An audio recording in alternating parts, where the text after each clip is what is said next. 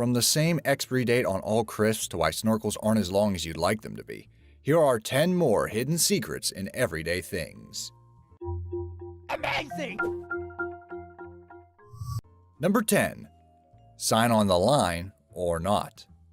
When signing a check, you may think you're signing on the signature line, but if you get a magnifying glass and look very closely at that line, it is actually made up of repeating print which says authorized signature over and over. The print is so small it appears to be a regular straight line at first glance, but if you look carefully you should be able to make it out. This is done as a security feature, technically called microprinting, where the print is so small that if photocopied, it becomes an actual blurry line. So if you want to check if your check is real, squint at the line where you sign. Number 9. Blank pages. If you're an avid reader of paper books, you may have noticed there are often blank pages at the end of the book. Why are they there? No, it's not so you can freeform your thoughts before typing out your actual Amazon review of the novel. Books are made up of digitally printed and folded sheets of paper called signatures. They're all bound together, attached to a cover, and that makes up your book.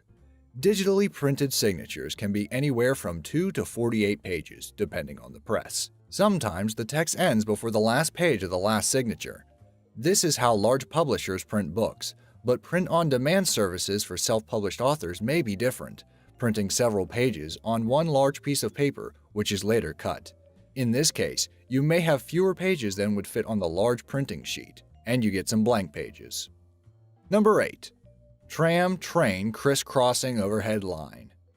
While riding the tram, you may look up and notice its crisscrossing overhead lines. Are they designed that way to remind you of a 90s rap song? No, there's a functional reason for the crisscross pattern called the sweep. Trams and some trains run on a pantograph catenary system, where the electricity is transferred from the catenary wire to the locomotive.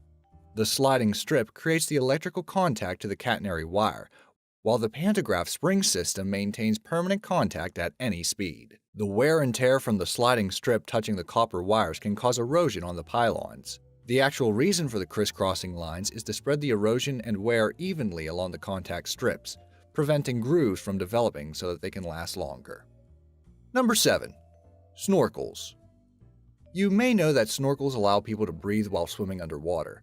Unlike scuba equipment, which requires an air tank, snorkels stick up out of the water, allowing the wearer to breathe air from the atmosphere.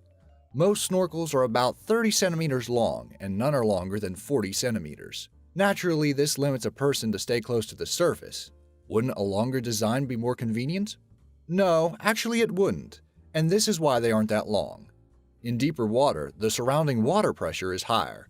Your lungs would be unable to inflate when the snorkeler inhales, because the muscles that expand the lungs are not strong enough to operate against the higher pressure. This problematic pressure difference across the tissues in the lungs, between the blood capillaries and air spaces, would increase the risk of pulmonary edema.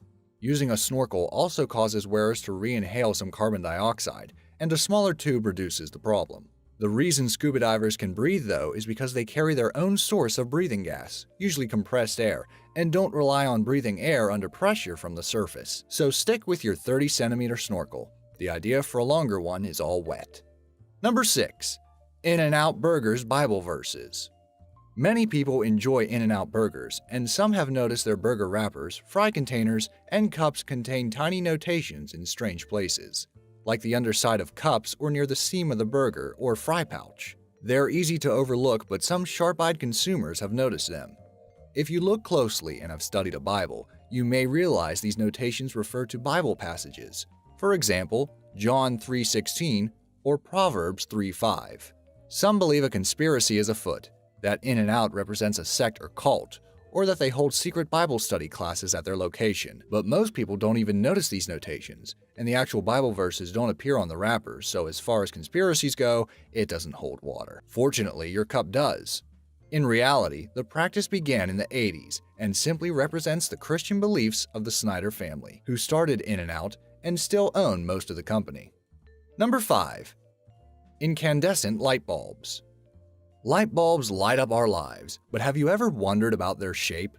Often hidden under a lampshade, they could be shaped like anything, but the bulb has a round shape that tapers down to the base. This was chosen when light bulbs were first developed because it was easily made by glass blowers.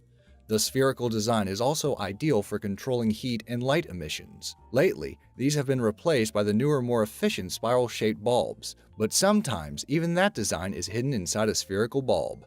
A bright idea in design. Number 4. Toothpaste Stripes.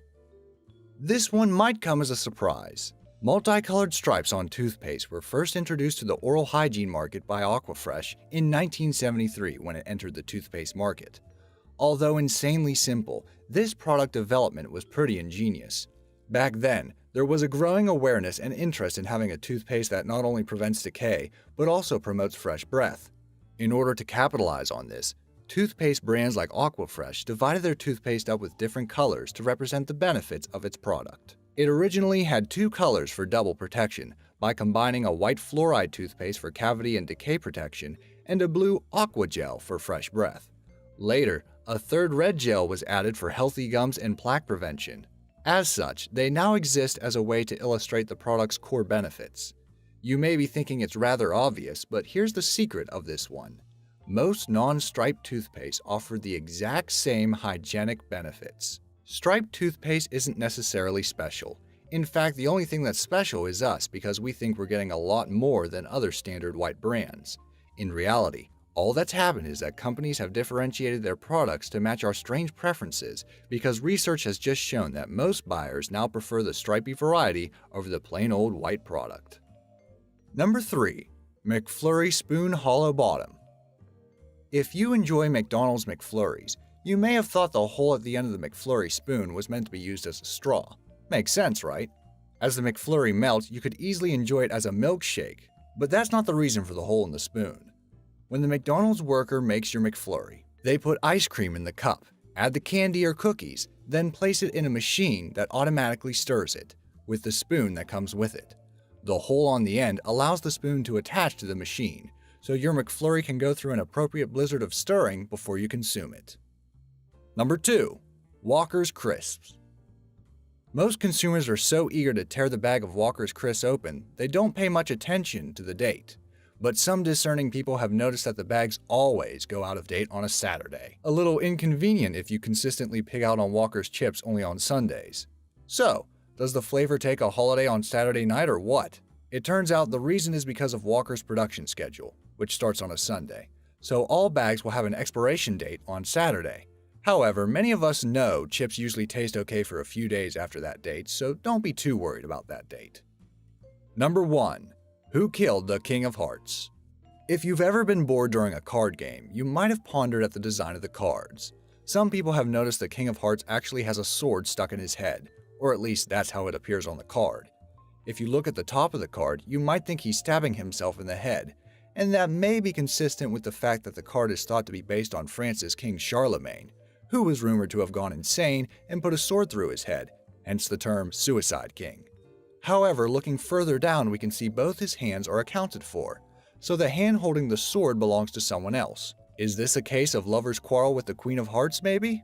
Actually, some people believe it's the Queen of Spades, but if you look carefully at her sleeve, the pattern is similar but not exactly the same.